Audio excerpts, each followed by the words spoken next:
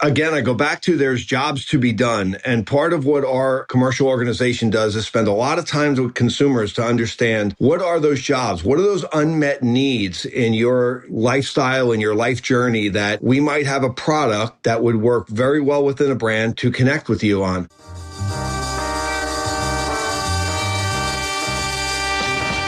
New choices, new players, new models of care. You know consumer first healthcare is everywhere. For us to build the future, to see what's new, we gotta look at the world from a different point of view. Consumer innovation ain't going away. I say it's here to stay. Today it leads the way. We gotta drop the silos. We're all the same team. Experience, business, tech, and marketing. So join us now. Join the revolution. Consumer first health is the evolution. Status quo or like status no. Yeah, this is the healthcare rap. Yo, come on, let's go.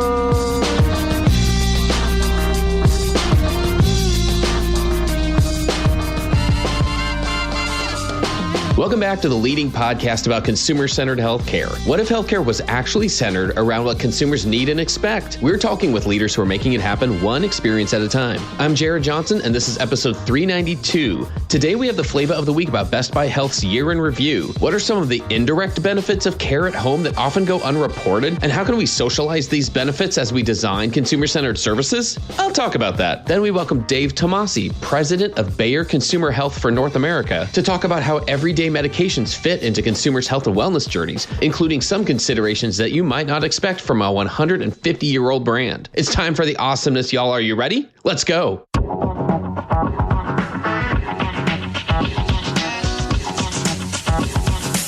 Flava of the Week.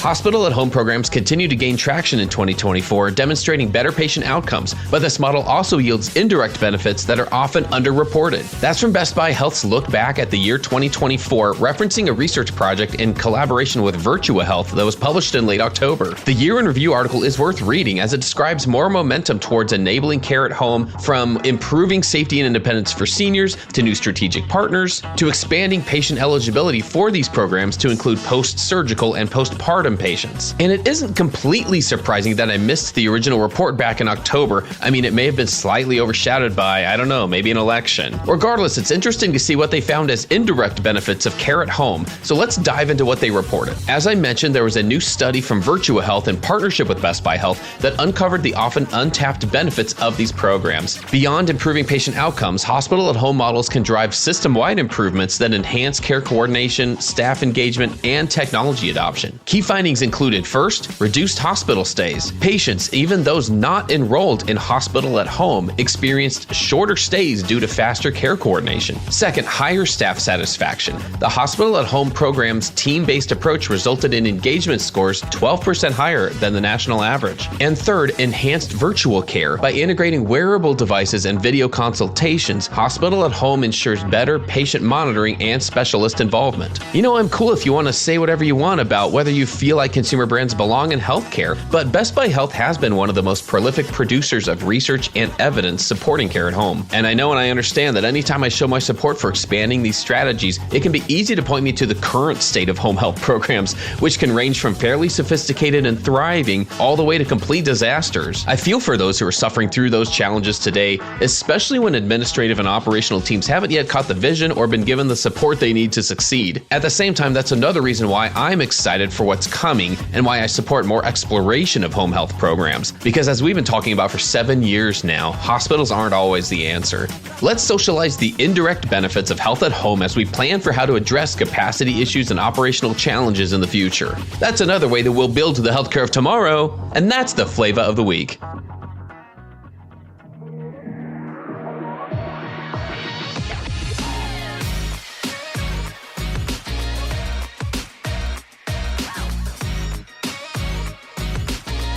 The flow. All right, everyone, let's get into the flow. Please join me in welcoming my guest this week. I'm here with Dave Tomasi. Dave is the president of Bayer Consumer Health for North America. So his team really delivers science-led self-care, and I'd be interested to hear a little bit more about that. But it's an important part of the health and wellness puzzle for consumers and managing your personal health. And so with that intro, Dave, welcome to the Healthcare Wrap. Hey, appreciate it, Jared. Great to be here. Thanks for having me today. Absolutely. Why don't you tell us a little bit about what our listeners might not know about you? Sure. So As you said, I lead our North America consumer health organization and business.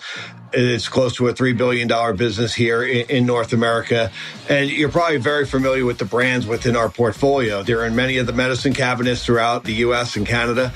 But brands like Claritin and Aleve, One-A-Day Vitamins, Miralax, Bayer Aspirin, which has the name of our company on it and is probably the most recognized. When I tell people what I do, they're like, "Oh, so you have Bayer Aspirin."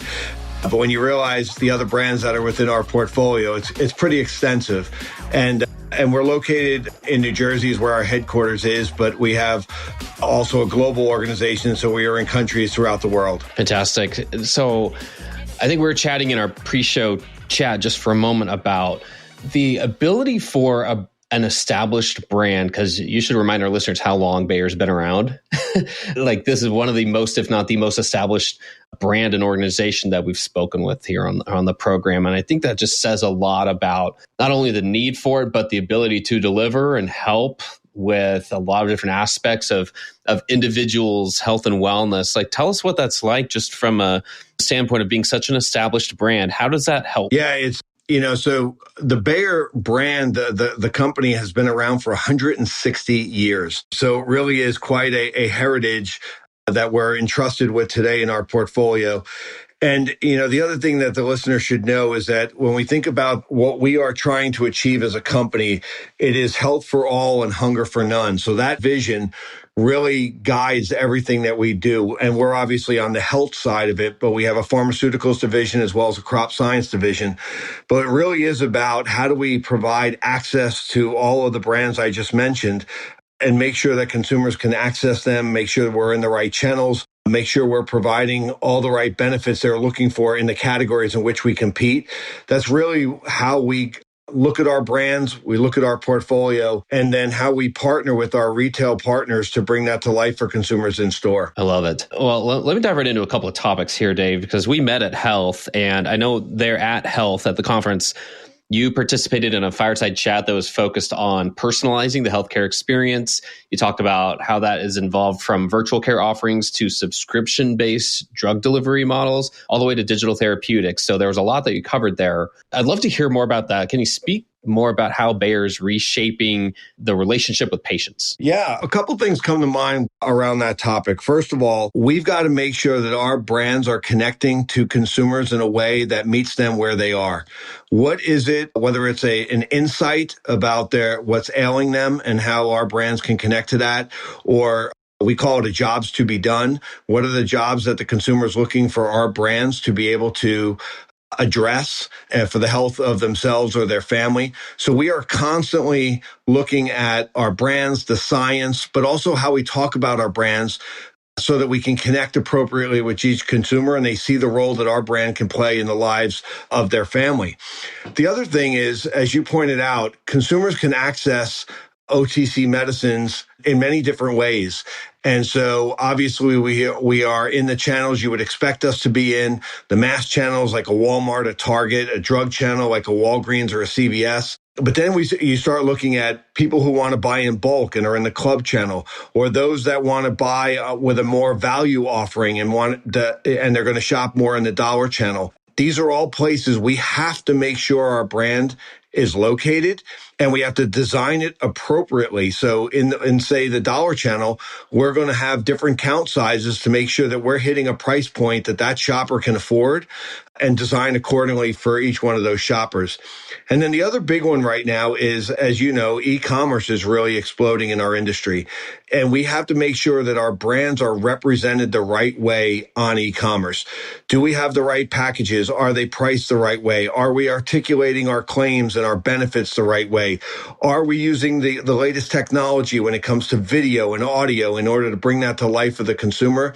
And then as importantly, is the media that we're bringing to market showing up in the places that consumer is going to want to see it and connect with it and deliver the right message? So we really try to look at this holistically when trying to reach our consumers. I would think that Bayer's probably one of the first points of entry when you think about a lot of consumers' self-care journey, and that trusted brand piece just keeps coming into play there. I mean, when we're, to give a little context for that, we talk so much on this program about these individual engagements with our health and wellness, what motivates an individual on a daily basis. And that's why we've talked so much about consumer choice, about consumerism entering the healthcare space. But now as we start to broaden that out and look at how that bridges with self-care, there are so many different aspects of it because the decisions are so often before deciding which doctor, am I going to pick Dr. A or Dr. B to visit? And then how am I going to access them? A lot of times before that, it's a question of, am I going to do anything? Or is it just too hard or too expensive to go anywhere down this road? And if so, then that's the choice rather than already saying, hey, I should go see a doctor. And there's so many aspects of that. So I think the self-care journey is so important to consider here when we're looking at, hey, I'm not feeling well. What are all the ways I can address that? And just what's the easiest or cheapest? And so I'm just curious, like how does your team evolve with those consumer needs? How do you support everyday health? When you talk about self-care, for many consumers, it's the first line of defense or the first action you take. For some consumers, it's the only action they take. And so our brands play a really important role in the health, again, of themselves, of their family, of their children. With the broad portfolio of the brands that I mentioned in the beginning, and the brands go on, we have 17 different brands here in the US. For some of it, it's proactive, right? One-a-day vitamins, Flintstone vitamins. You want to be able to have the nutrients you need that maybe your diet isn't providing. And so you're going to be very proactive about being healthy, and you want vitamins to be on that journey with you. But sometimes it's reactive, right? Whether it's constipation and you're going to look for a brand like Miralax to alleviate that constipation, or it's a cold and flu or digestive upset where a brand like Alka-Seltzer, whether it's Alka-Seltzer Plus or Alka-Seltzer Original, is a brand you're going to look for. So it really is about each consumer's journey is very different, and our brands need to show up appropriately at the time when they need it for the type of journey they're on. And that's where we do a lot of research with consumers. We get out with consumers. We're in their homes. We do shop-alongs with them.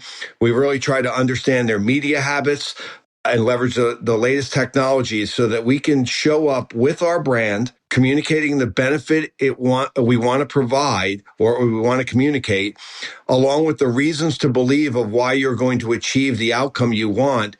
But all of that needs to show up at the right time and place for that consumer. Yeah, it's exactly true. Well, one aspect or one example that I'm familiar with is what your team worked on, which was this one-a-day couples pre-pregnancy pack. Can you talk about that? Because I think that helps us illustrate the need to look at innovation in a different way to address those needs you were just talking about. Yeah, there is, again, I go back to there's jobs to be done. And part of what our commercial organization does is spend a lot of time with consumers to understand what are those jobs? What are those unmet needs in your lifestyle and your life journey that we might have a product that would work very well within a brand to connect with you on.